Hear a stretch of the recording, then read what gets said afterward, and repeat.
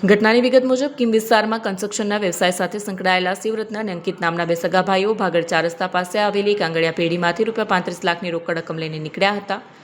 પોતાની ટોયોટો ફોર્ચ્યુનર કારમાં સવાર થઈને કિમ તરફ જવા રવાના થયા। જોકે આ ભાઈઓ અજાણ હતા કે જે ક્ષણે તેમણે આંગળીયામાંથી બેગ ઉપાડી ત્યારથી જ 4 શિકારીઓ તેમની પાછળ લાગી ગયા હતા અને તેમનો પીછો શરૂ કર્યો હતો।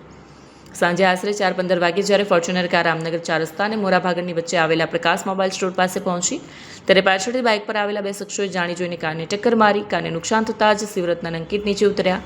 આ ટકે બાઇક સવારોએ લડાઈ શરૂ કરી દીધી અને એવો ઢોંગ કર્યો કે તેમને ગંભીર ઈજા થઈ છે। બંને ભાઈઓને વાતોમાં એવી રીતે ગૂંચવી નાખ્યા કે તેમનું ધ્યાન કાર પરથી હટી ગયું।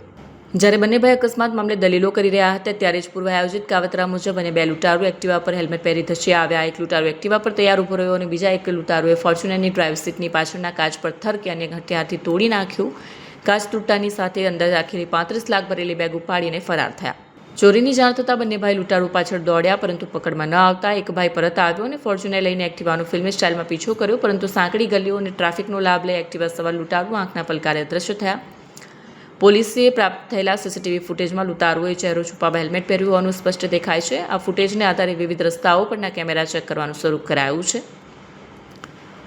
ભોગ બનનાર પિતા અને બંને ભાઈઓ કિમમાં જાણીતા કન્સ્ટ્રક્શન વ્યવસાય છે। આ ઘટનાને પગલે વેપારી આલમમાં પણ ફફડાટ વ્યાપી ગયો છે। સામાન્ય રીતે આંગળીયામાંથી પૈસા લઈને નીકળતા વેપારીઓને ટાર્ગેટ કરતી ગેંગ ફરી સક્રિય થઈ હોય તેવું લાગી રહ્યું છે। પોલીસે આ મામલે ગુનો નોંધી શંકાસ્પદ લોકોની અટકાયત કરવાની તજવીજ હાથ ધરી છે।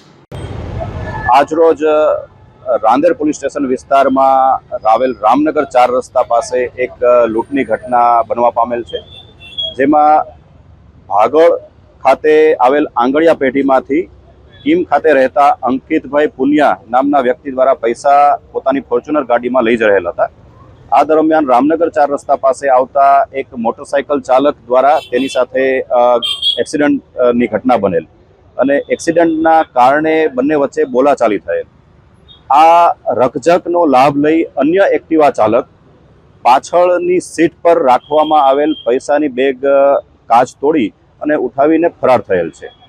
સમગ્ર ઘટના જે બનવા પામેલ છે તેને ડિટેક્ટ કરવા માટે સુરત શહેર police crime branch, zone 5 LCB team તથા રાંદેર પોલીસ સ્ટેશનની અલગ અલગ ટીમો દ્વારા હ્યુમન ઇન્ટેલિજન્સ અને ટેકનિકલ સર્વેલન્સના આધારે ગુનો ડિટેક્ટ કરી આરોપીઓની ઓળખ કરી આગળની કાર્યવાહી ચાલુ છે।